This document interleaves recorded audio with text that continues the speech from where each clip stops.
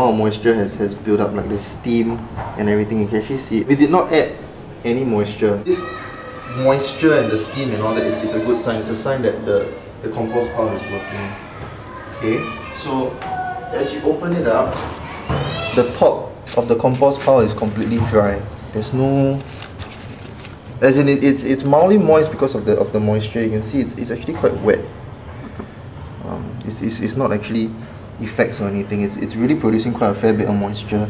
So the newspaper feels damp, but generally the browns are soaking up a lot of moisture and preventing the smells from coming up. You can still recognize the vegetables in their original form.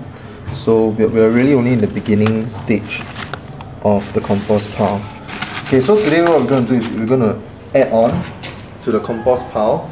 And because we're still doing the layering method, right now, if you look at the cross section, you can see there's a thick layer of brown separating the first layer from the second. And we're going to add directly on top onto the browns that's covering the first layer. So we're back here, the compost pile is open. We've laid out the materials for you to take a look, and we really want to demonstrate that adding on to a compost pile is actually really easy. So we'll start off with the first of the materials, the bag of leaves that we collected also 2-3 days ago. It's the same bag of leaves. It was a 10-minute leaf collection session. Just one person, that's me, and I just went downstairs to collect dry leaves. We have the newspapers there. It really doesn't take much effort. We've used a running count of I think 4 newspaper pages. It's really not that hard. It's not that expensive either. We're using the same spade. And the soil is actually the same packet of soil, the same $2 packet of soil that we first bought. We haven't even moved on to the second packet yet. And finally, we have the vegetable scraps.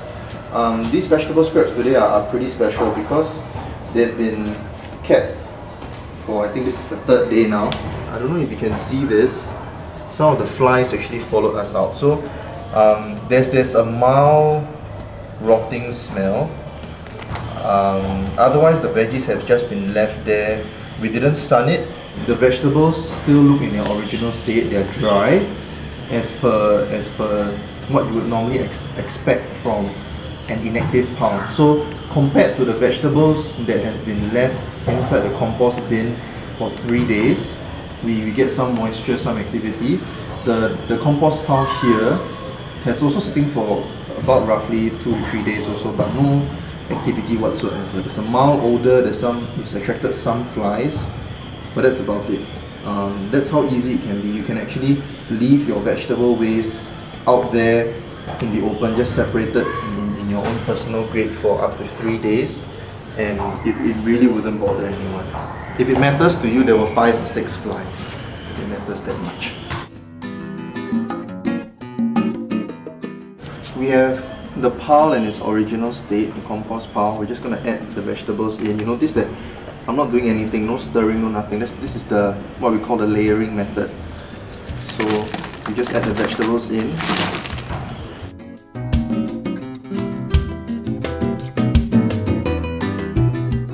After you've added the food scraps, the main reason why we're adding soil is to introduce a little bit of organisms so that we can speed up the composting process. And as we do, we just pour it in. A little bit more soil because there's a little bit more food scraps this time. And all we do is just gently mix it up without disrupting the bottom layer of browns especially too much.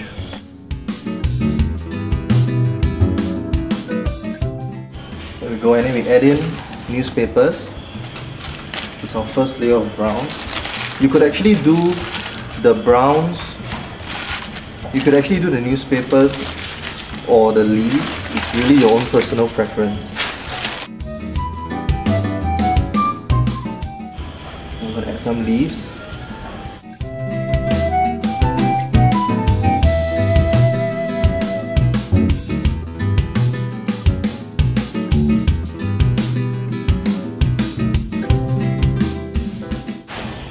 I'm just going to finish it off with a little bit more newspapers because I really want to create a larger carbon a larger carbon pile this time. Because I'm noticing there's some smell from the compost pile, so I'm just trying to control it a little bit.